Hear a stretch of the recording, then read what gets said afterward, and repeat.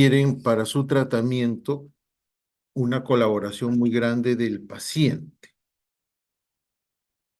Entonces, la forma en la cual nosotros nos comunicamos con el paciente, no porque ustedes se sienten con el paciente y les expliquen 5 minutos, el paciente va a cambiar la actitud y va desde la cita siguiente a limpiarse como ustedes quieren. Y menos todavía en el caso de que ustedes no le expliquen bien cómo pasar el hilo, cómo llevar el hilo hasta la última molar y el paciente cómo lo va a hacer si ustedes, si ustedes en principio no lo hacen, cómo el paciente lo va a llegar a hacer. O si ustedes no lo valoran y no le toman el tiempo de este cuidado apropiado, porque el paciente sí va a tomarse el tiempo para hacer las cosas de la forma correcta y porque el paciente va a hacerlas de la forma correcta. No es tan fácil poder llegar a modificar una conducta. Por eso me pareció importante dictarles esta clase en este momento, porque quédense con este mensaje. 70% depende del paciente y 30% depende del odontólogo. O sea, lo que ustedes hagan en la boca, lo que ustedes raspen, retiren el cálculo, pulan, hagan raspado, retiren el cálculo subgingival. Ese trabajo tiene solo un 30% de impacto en la boca del paciente. Si el paciente no modifica su higiene o solo hacen ustedes el tratamiento, imaginémonos que solo hacen el tratamiento de remoción mecánica, las bacterias que pueblan esa cavidad oral, después de un mes van a estar, o sea, 4 semanas, van a estar igual que estuvieron al inicio, si no hay una corrección en la higiene del paciente. En resumidas cuentas, el impacto que ustedes tienen en la boca es un impacto temporal. Para que ese impacto sea permanente, el paciente tiene que acudir a una consulta periódica y tiene que modificar unos hábitos de higiene. Los hábitos de higiene, que son los que nosotros les enseñamos y luego lo controlamos, va a permitirle al paciente el mantenimiento de la salud periodontal. Y las consultas periódicas van a ayudar a que si en algún momento el paciente decae, ustedes le jalen las orejas y el paciente vuelve a encauzarse en mantener la higiene.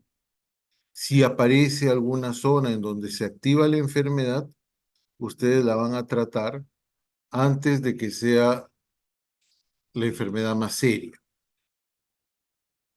No sé si me entendieron. Es por eso que es importante el manejo de la conducta del paciente.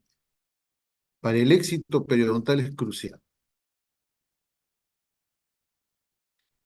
Hay otras áreas en donde uno talla un diente, prepara el diente, pone la corona y ya cumplieron con el tratamiento de rehabilitación de esa pieza.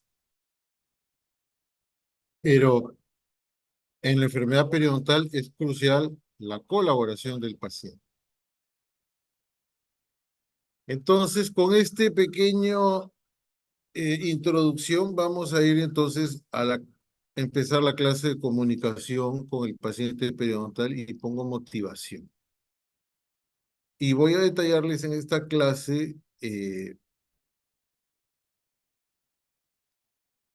como les decía, vamos a empezar a primero evaluar, a reflexionar sobre esto, lo que vendría a ser los hábitos positivos del paciente.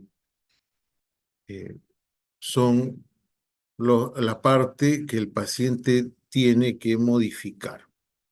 Que por un lado el paciente no lo va a modificar porque ustedes les dicen un día alegremente, sí, tienes que limpiarte así y lo va a hacer así. O tienes que pasarte el hilo así y lo va a hacer perfectamente. No, pasar el hilo es una actividad que es compleja y que demanda una destrezas. ¿Se acuerdan de lo que hicimos entre ustedes de higiene? No es tan fácil pasar el hilo hacia una segunda molar. Distal de una segunda molar no es fácil pasar el hilo, pero son las zonas en donde la enfermedad periodontal usualmente comienza a progresar, en las zonas interproximales.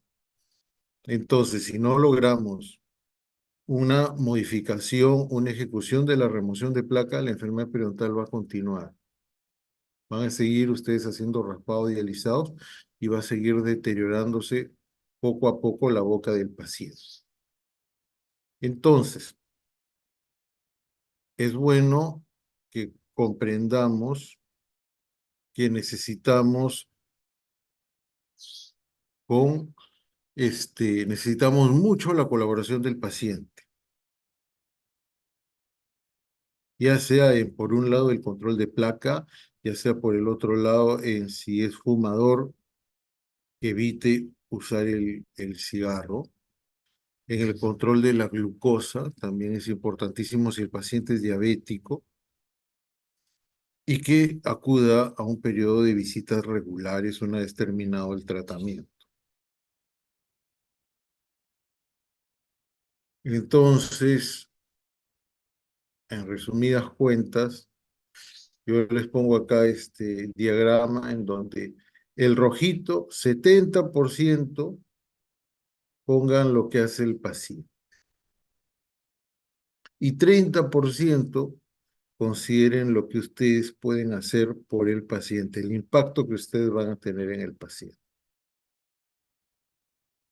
Entonces, cuando un paciente viene y me dice a mi doctor, le agradezco mucho porque me ha quitado los problemas de encías que tenía, porque me siento mejor, que ningún otro doctor me había ayudado y ta. Ustedes digan al paciente, gracias, yo le puedo, gracias, pero no me tiene que agradecer a mí, o sea, él es el que se toma su tiempo todos los días en pasar el hilo. Él es el que se toma su tiempo en pasar el cepillo de forma correcta.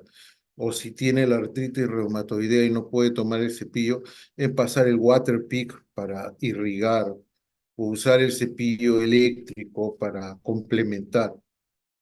O sea, la acción mía es importante, pero lo que hace el paciente diariamente lo es mucho más.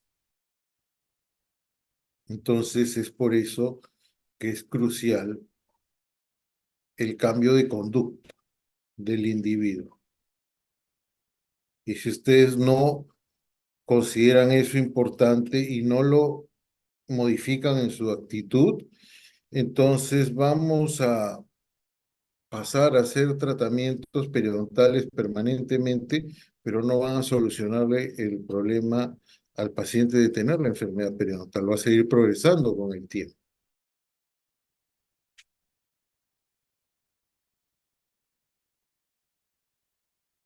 ¿Y cómo logro yo esos cambios de conducta? ¿Cómo puedo yo verificar esos cambios de conducta? Ya les expliqué, ¿no? Uno es el índice de placa que hicimos de ejercicio, el otro puede ser el índice de sangrado. ¿Se acuerdan en la clase, en la práctica que yo les hice hacer sangrado al inicio y sangrado al final? ¿Por qué sangrado al inicio y sangrado al final? Porque si el paciente, o en este caso ustedes, temprano en la mañana, ese día han llegado muy temprano, no han tenido tiempo de cepillarse bien, pueden tener un índice de placa alto. Pero si durante toda la semana se han estado limpiando los dientes de forma correcta, su índice de sangrado va a ser bajo, porque el índice de sangrado es un grado inflamatorio que se correlaciona directamente a una placa madura en la boca que ha tenido un tiempo de maduración, no ha sido removida y por eso les va a sangrar las encías. Entonces puede ser que a ustedes le digan al paciente, uy, el doctor te va a revisar hoy día, ándate al baño y cepíllate bien la boca. Pásate una hora cepillándote los dientes. Así se pase una hora y yo lo evalúo. Yo evalúo su índice de sangrado y el índice de sangrado no me va a mentir. O sea, si la encía está inflamada, va a sangrar. No porque se hayan limpiado ese día bien y la semana no lo hayan hecho, no va a sangrar la encía. Entonces, el índice de sangrado es un índice cuando es valor positivo que le sirve a ustedes para entender mucho el control de la placa. El índice de placa puede ser que en ese momento no se haya limpiado bien. Entonces le puede dar una respuesta que no es la más indicada. Puede estar alterada. Y en otros casos les ayuda a ustedes, por ejemplo, a aplicar métodos de tinción de placa. La tinción de placa les va a ayudar a ustedes a que el paciente en su casa se tiña con un revelador de placa y pueda ver dónde le falta el cepillado y hacerlo de forma más eficiente.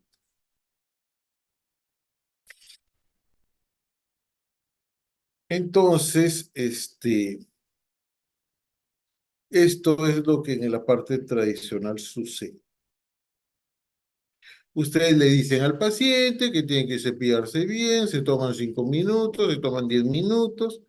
El paciente viene a la semana, se cepilla como siempre, eh, termina el tratamiento periodontal, ustedes cumplieron con su requisito, el paciente se desaparece y viene al año, a los 2 años, con un problema periodontal más serio que al final no se llegó a tratar de forma efectiva. Entonces, no porque usted le diga a un individuo, no te cepillas bien, cepillas de esta forma, ya el individuo va a modificar y lo va a hacer bien.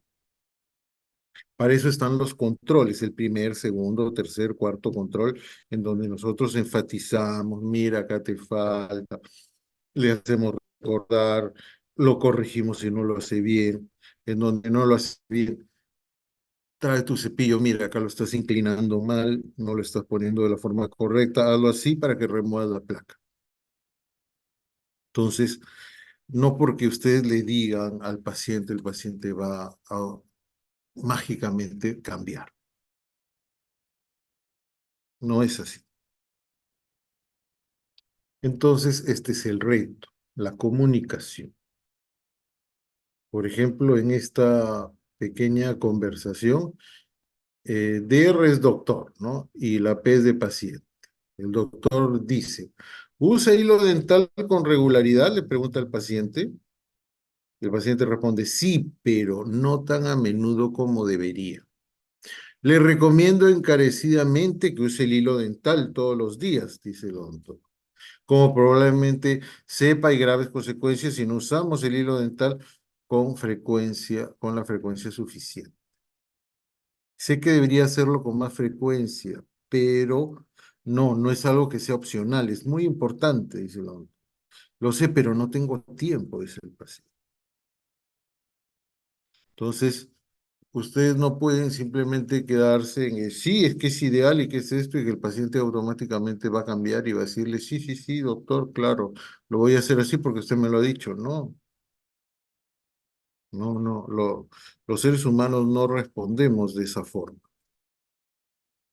Entonces, necesitamos ver formas, estrategias para ponernos un poco más en el modelo mental del paciente, cómo ha pensado el paciente.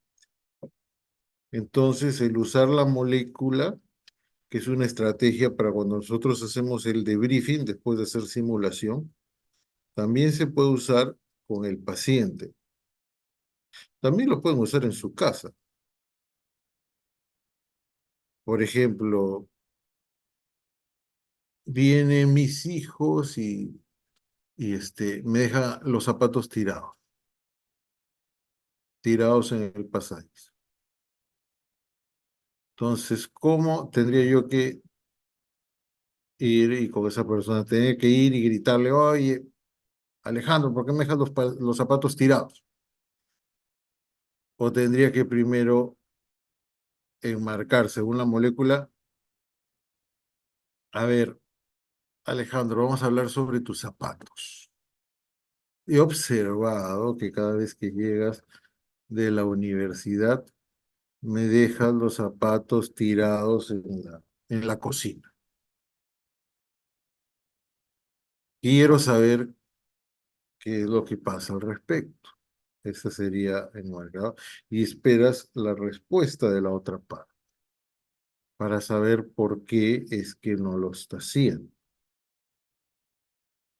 Ya me dirá él, no sé, papá, estuve todo el día fuera en la calle, de la calle, tuve que ir a trabajar después de la universidad, X cosas, y ya tendrás yo sus motivos. Pero esa es una forma de llegar a comunicarte sin gritos y tratando de buscar por qué la persona piensa que quizás para él no es importante, que puede dejar los zapatos tirados por cualquier lado, ¿no? Entonces, en explorar cuál es el modelo pensar, cuál es la forma de pensar de la otra, del paciente en este caso. Entonces, en la molécula tienen la enmarcación, como les digo, vamos a hablar sobre el tema que quieren hablar. ¿Qué es lo que han observado? Describen lo que han observado en acciones. Y por el otro lado, indaga la pregunta reflexiva de por qué es que lo está, hace tal o hizo tal cosa. Por ejemplo, en el caso de un paciente que no ha estado utilizando el hilo dental. Entonces, por ejemplo, en este caso, ¿no? Buenos días, señor Aldana. La semana pasada le enseñamos a usar el uso del hilo dental para limpiar, ¿no? En la unión de los dientes, ¿no? Pero estás hablando con un paciente de forma simple, le preguntas. En la evaluación de hoy, observé que está acumulando placa bacteriana en la unión de los dientes y que la encía está inflamada.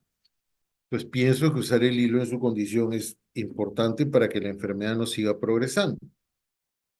Me gustaría saber cómo le ha ido con el uso del hilo dental. Y ahí el paciente les puede responder diferentes cosas.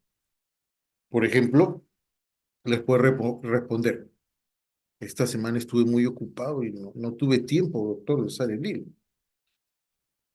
Otros le pueden responder, no he tenido tiempo de comprar el hilo, no compré el hilo que me recomendó. Usted me recomendó el hilo Viti, seda dental y no lo he encontrado en la farmacia que fui, no lo encontré, entonces no compré y por eso no lo estoy usando.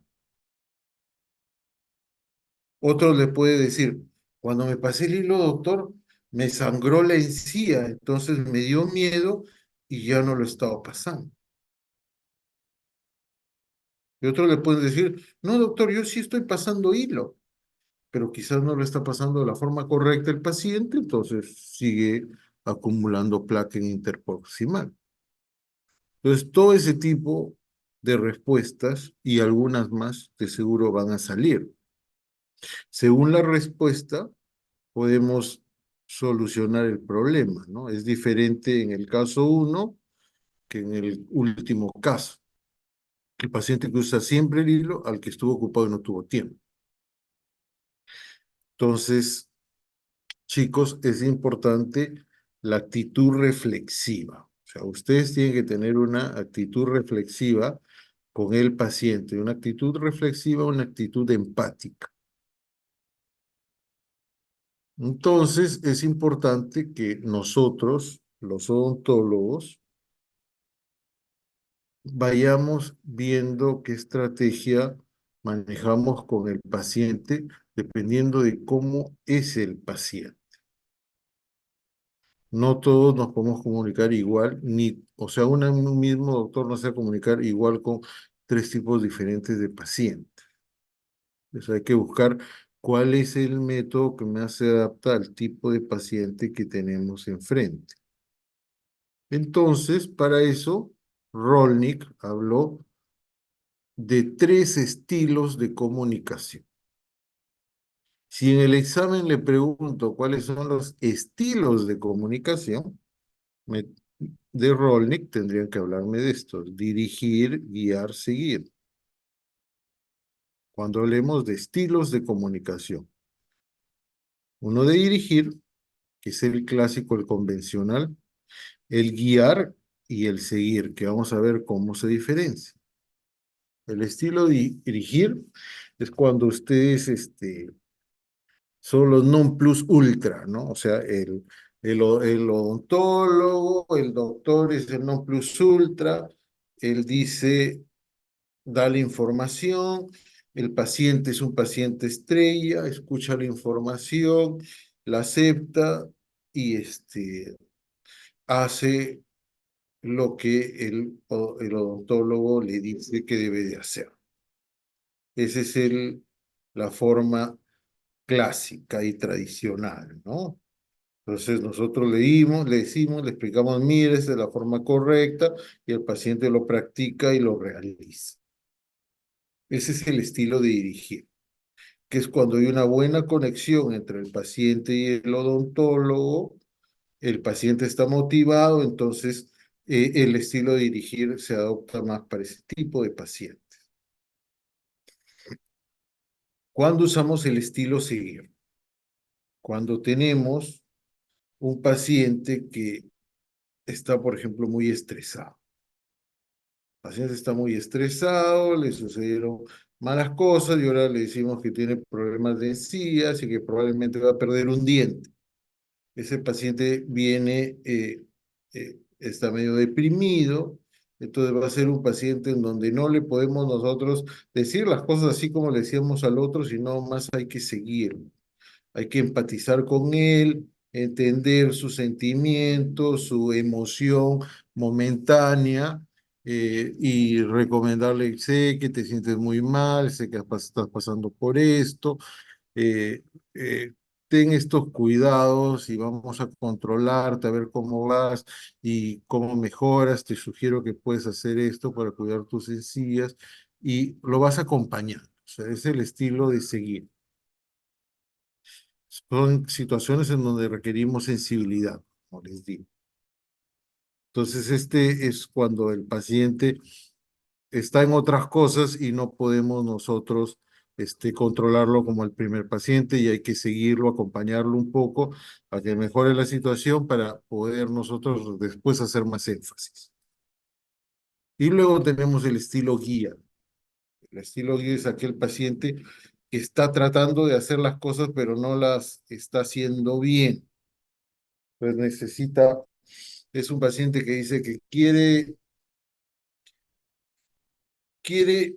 hacer las cosas bien, pero por otro lado está la parte que lo evita que haga las cosas bien. O sea, sí, doctor, sé que es importante limpiarme los dientes, pero sabe que he tenido una semana terrible en el trabajo, tuve que hacer una exposición, lo que sea, entonces está ambivalente, está renuente al cambio. Entonces, ahí está el estilo de guía, en donde tenemos que ayudar al paciente, cómo identificar las metas, cómo podría lograrlas mejor. Mira, te está faltando estos detalles. Mira, acá el cepillo no lo está cogiendo bien, o cosas así. Entonces, en ese caso ya llega el estilo guía. Entonces, como les repito, hay que ver en diferentes momentos, quizás hay que aplicar diferentes estilos de comunicación. Así. Entonces, por ejemplo, el caso de orientación, que es el primero de dirigir, es para aquellos que quieren eh, tener más asesoramiento o apoyo, es el paciente ideal, ¿no? Que viene a la consulta con las necesidades, viene su motivo de consulta, son los problemas de encía, entonces ese paciente es un paciente que está más motivado al cambio de conducta porque ha valorado que las encías son su problema. Los otros que necesitan que tienen preocupaciones más urgentes y por lo tanto deben de ser seguidos. Era el otro caso que les digo, ¿no? El que tenía problemas en el trabajo, entonces tiene problemas mayores que las encías, entonces como que no es en ese momento las encías no son su prioridad. O está sufriendo de cáncer, le han detectado cáncer y sabe que tiene problemas de encías, entonces eh, las encías no son su prioridad en este momento. Pero si ese paciente que le detectaron cáncer y tiene un linfoma necesita una donación de médula, y para la donación de médula tiene que estar sano sistémicamente, entonces ahí el tener las encías sanas sí va a ser una motivación. Entonces hay que ver cómo se valoran las cosas para llegar a tener el cambio. Y el estilo de guía es para aquellos que no lo han logrado, pero que están en camino a lograrlo, o sea, están en ese camino, entonces se dejan guiar. Y ahí depende mucho del profesional que nosotros lo ayudamos de la forma más eficiente para lograr el objetivo. Muy bien. Entonces, después de haber hablado de estas cosas, es importante que nosotros, como en la figura de acá, o sea, tenemos que estar atentos a cuál es la reacción del paciente a nuestros métodos de comunicación para ver si estamos sintonizando con el paciente. Porque si no sintonizamos, no logramos la respuesta apropiada, entonces probablemente tenemos que cambiar el tipo de comunicación, el estilo de comunicación. Ahora, ustedes tienen que entender que cada paciente aprende de forma diferente. Hay pacientes que son muy visuales, les atrae mucho la parte visual, entonces con una esquema, con unos proyección, entienden mejor. Hay otros, en cambio, que son más del tacto, más necesitan tocar las cosas, poder sentirlas para poder aprender mejor. Entonces hay que ver qué tipo de paciente es el que estamos. Hay otros que son más auditivos, con el sonido de la voz, con el tipo de palabras, aprenden mejor. Entonces hay que ver con qué tipo de paciente nosotros nos estamos relacionando para saber cuál es la forma de llegar más fácilmente a ese paciente.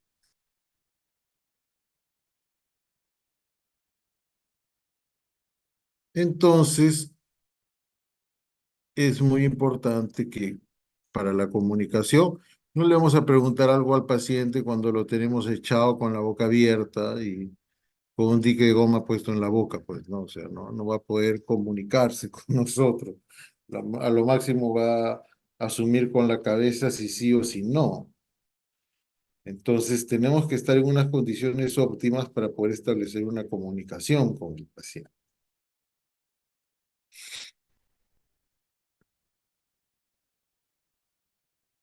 Ahora, esto es parte de una comunicación con el paciente que sean, al margen de los estilos, de estos tres estilos que hablamos.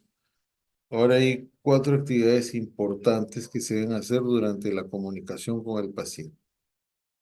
Uno va a hacer las preguntas abiertas, el otro afirmar al paciente, la parte empática, una parte reflexiva y una parte de resumir la información. Vamos a desglosar estos cuatro ítems como que son parte de las actividades de la comunicación con el paciente. Me pasé. Las preguntas abiertas. ¿Qué permiten las preguntas abiertas? Conocer cuál es el pensamiento del paciente con respecto a algo, cuál es el nivel de colaboración y el esfuerzo que puede tener. Por ejemplo, si yo le pregunto al paciente y me dice, y le pregunto, ¿cómo se siente acerca del sangrado de sus encías?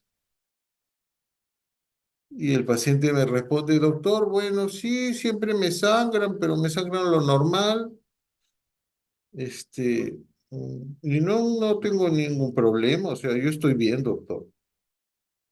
Es diferente esa respuesta que el paciente le pregunte y me diga, uy, doctor, estoy preocupado porque mi madre sufría de problemas de encías, le sangraban las encías y ahora no tiene ningún diente en la boca, doctor. usan una prótesis total y mi abuelita también. Entonces yo tengo miedo, doctor, que por este sangrado pierda mis dientes como lo perdió mi mamá y mi abuela. ¿Se dan cuenta que es diferente la actitud del primer paciente que la del segundo? Entonces, el hecho de tener preguntas abiertas nos permite a nosotros indagar bien en cuáles son la forma de pensar de ese paciente, cuál va a ser la colaboración o el esfuerzo que va a poner en su tratamiento. Afirmar al paciente, este, cuando ustedes le preguntan al paciente sobre cómo le ha ido, cómo está, cómo va su higiene y el paciente, por ejemplo, no se limpió bien la boca, va a tender a deprimirse o a ponerse a la defensiva con ustedes. No, doctor, es que esta semana me ha ido mal, estuve con mucho trabajo y la verdad que me olvidé de mi boca. Estaba más preocupado en el trabajo, en la exposición que tenía que hacer, en que salí jalado en mi examen o cosas así. Entonces, para que el paciente no se ponga a la defensiva, nosotros hay que tratar de afirmar al paciente, ¿no? Ver, reconocer qué fortalezas tiene. O sea, por ejemplo, ser honesto, decirte, comprendo que quizás no has tenido el tiempo, como me has explicado, para limpiarte la boca porque has estado con esta situación que no la puedes manejar bien.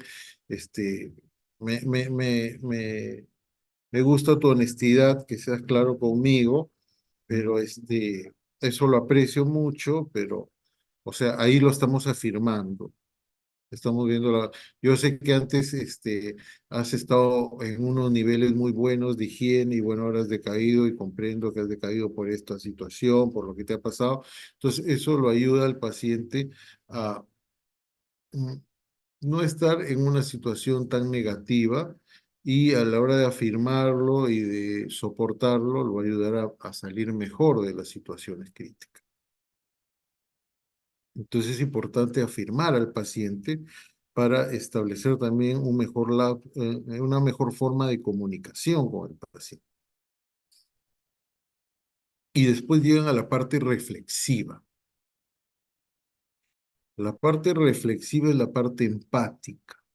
En otras palabras, ustedes están escuchando lo que el paciente dice y sobre lo que el paciente dice, ustedes pueden llegar a hacer a transmitir pensamiento sobre la situación del paciente, sí.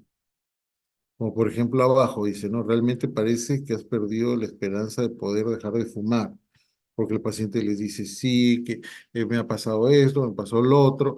Entonces, eh, ustedes tratan de reflexionar sobre lo que el paciente ha dicho. Entonces, para reflexionar deben de haber estado escuchando, analizando y dando su opinión sobre un aspecto, tratando de no poner si es bueno o es malo, pero hacen una observación o comentario sobre lo que el paciente ha dicho. Esa es la parte reflexiva, dan una reflexión que implica por ustedes demanda una habilidad mayor de comprensión, de escucha por parte del paciente y de llegar a una conclusión sobre lo que el paciente dijo. Y al final la parte de resumir. Después de haber hablado N cosas, ustedes llegan a resumir, ¿no? Y el resumir les permite a ustedes, en algunos casos, volver a encarrilar la situación a algo que quieren ustedes absorber con respecto al paciente. Por ejemplo, en resumir, así que hay una gran parte de ti que no se siente lista para cambiar en este momento. Te gusta mucho fumar, pero te ha preocupado un poco la forma en que algunas personas reaccionan cuando descubres que fumas. ¿Eso es correcto?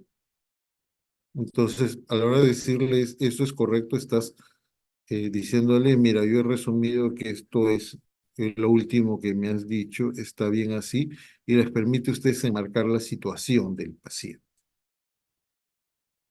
Para el caso de una entrevista motivacional, lo tendremos que marcarlo de la motivación, en tratar de escuchar al paciente y ver la forma en que resumimos lo que ha dicho el paciente y lo marcamos para ver si hemos captado bien lo que el paciente nos quiere decir. Entonces, eso era en las formas de motivación, entre comillas, tradicionales. Estamos tradicionales. Ahora lo que se ha visto es que las enfermedades crónicas se trabajan mejor con lo que son entrevistas motivacionales.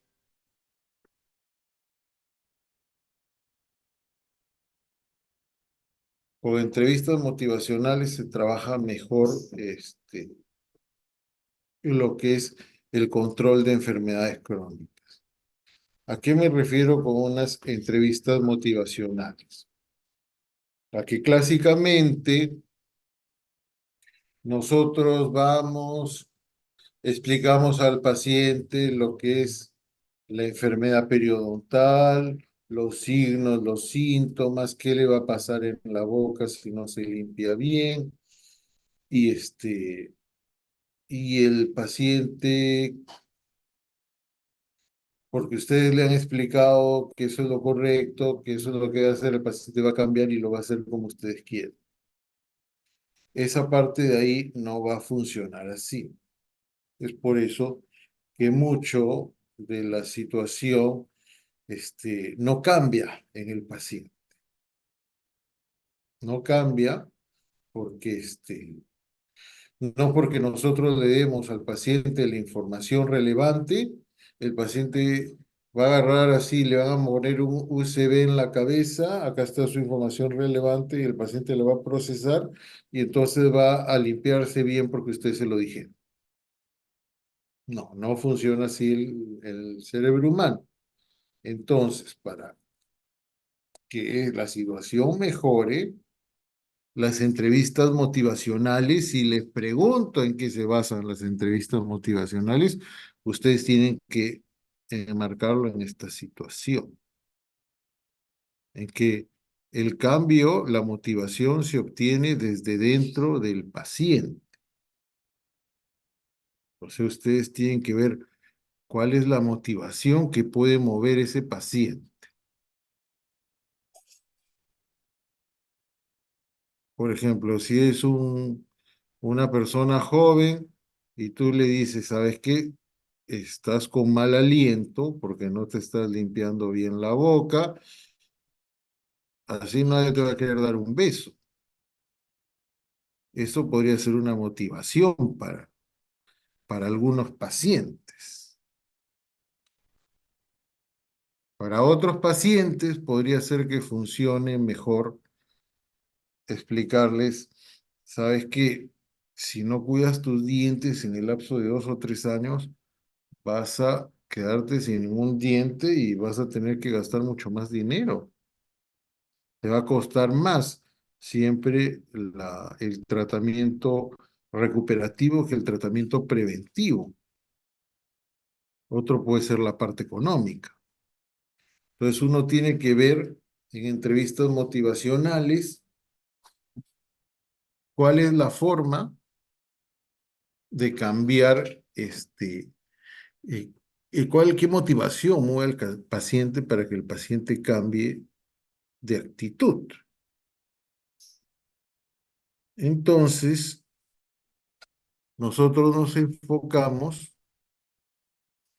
en que los individuos tienen dentro de sí sus propias razones para cambiar y que nuestro papel es el de encontrar esas razones y reforzarlas para que en base a eso se logre un cambio de conducta. ¿Se entendió?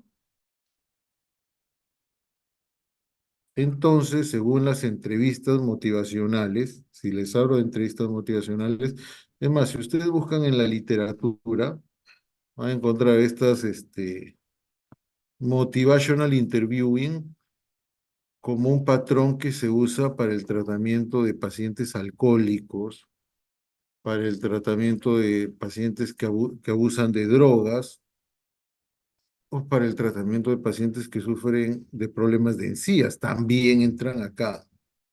En todos estos, o pacientes diabéticos para el control de su diabetes.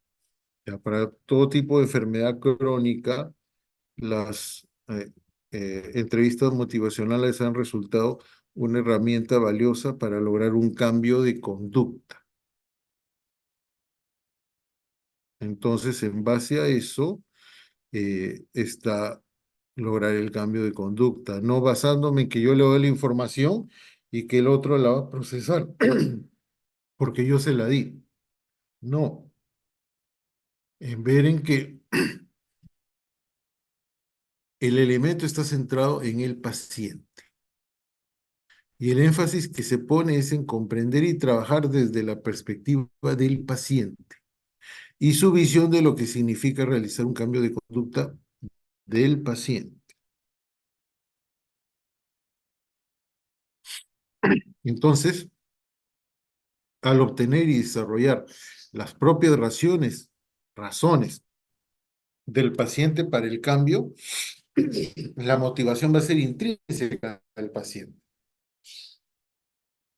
porque el paciente va a analizar por qué debería él de cambiar. Y ustedes van a fomentar y van a ayudar a ese cambio de conducta. Ustedes tienen que darle los sustentos. Mira, la literatura ha reportado de que si tú solo te hago el tratamiento de raspado alisado y no te modificas tus hábitos de higiene, en el lapso de un mes vas a estar igual o peor a como llegaste. ¿Qué opinas tú de eso? O sea, no lo que yo diga, ¿no? O sea, tratando de ser objetivos, ¿no? No decirles, si eres un cochino, vas a seguir siendo cochino. No, o sea, no traten de hablar de él, hablen de la evidencia. La evidencia dice tal cosa. Siempre y cuando el paciente se la solicite. O sea, ustedes tienen que buscar, indagar en el paciente qué móvil tiene el paciente. Para algunos puede ser la parte económica, para otros puede ser la parte estética, para otros puede ser, no sé, el miedo a perder piezas, como la abuelita o como la mamá. Hay muchos motivadores que puede tener el paciente intrínseco y que ustedes tienen que poder llegar a ellos y reforzarlos para que el paciente desde dentro dice, sí, tengo que cambiar esto.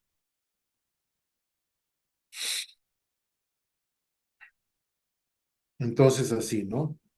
Los médicos en entrevistas motivacionales intentan mejorar las razones intrínsecas para el cambio, facilitando una exploración y resolución de la ambivalencia.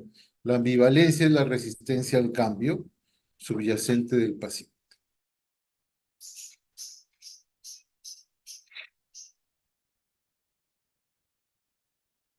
Esto es muy bonito, esto resume lo que es la entrevista motivación. Está basada en aceptar que los individuos están motivados al cambio cuando el cambio está conectado a algo que ellos valoran. O sea, yo voy a cambiar mi,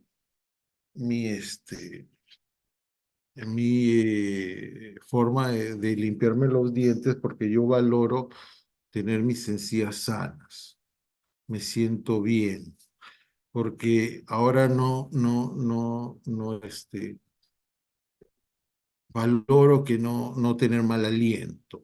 No sé, valoro eh, ver que cuando sonrío, no, me siento bien, no sé, o sea, uno tiene que buscar las razones para lograr, el cambio se logra porque uno valora algo, entonces quiere obtenerlo. Si no, no voy a cambiar. Si yo no valoro mi salud de la sencilla, no me interesa que mi sencilla sangre, ¿por qué voy a cambiar? ¿Porque tú me lo dices? No, no voy a cambiar. Entonces su razón está, su objetivo está en ustedes en buscar qué valor pueden tomar intrínseco del paciente para ayudarlo a motivarlo a que se logre el cambio de conducta. Entonces, en entrevistas motivacionales, estos son los principios generales. Lo anterior era en qué se basa la entrevista motivacional, ¿no? La parte intrínseca, que el paciente cambie la conducta. En los principios es qué principios o pautas debemos de tener para la entrevista motivacional. Un médico debe de expresar empatía por el dilema de cambio de comportamiento del paciente. En otras palabras, nosotros tenemos que comunicar la aceptación de la perspectiva del paciente. Tenemos que hablar cómo el paciente observa su problema, qué es lo que le preocupa, y si son las sencillas realmente para él algo importante o no en su boca. Entonces tenemos que ver, pautear cómo es que es el problema del paciente. Para eso ustedes tienen que indagar. Más que hablar, hablar, hablar, es escuchar. Tienen que escuchar para, según eso, poder valerse y obtener la información. ¿Cuál es la motivación por la cual puedo yo hacer que este paciente modifique su hábito de higiene? No es que al paciente lo sientan, ya mira, así es tu boca, así tienes que hacer porque mira acá. No, eso no funciona. O sea, tienen que ustedes escuchar al paciente, preguntas abiertas, observar, ser empáticos, dejar que el paciente se explaye en cómo se siente, para según eso